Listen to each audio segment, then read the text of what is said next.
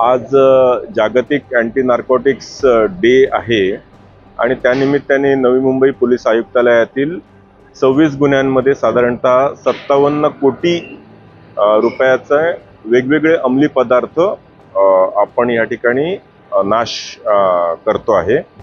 या अगोदरही शेकडो कोटी नार्कोटिक्स आपण नाश केलेला आहे।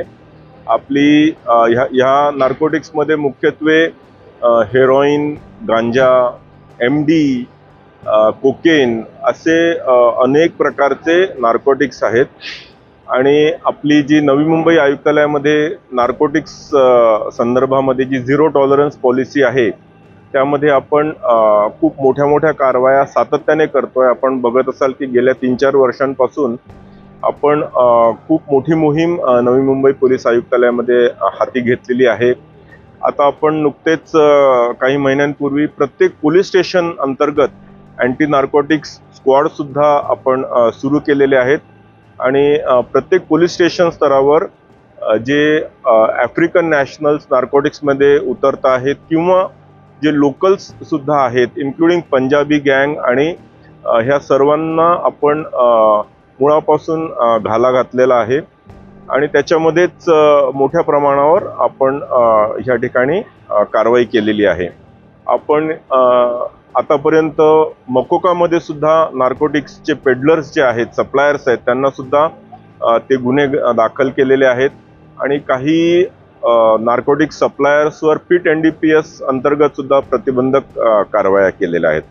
सो आपली ही ओव्हरऑल संपूर्ण पोलीस आयुक्तालयातील अधिकारी आणि कर्मचारी हे याच्यामध्ये हिरिरीने सहभागी होत असतात। लोकांचा सहभाग आहे, मोठ्या प्रमाणावर आपण अवेअरनेस कॅम्पेन्स घेतो।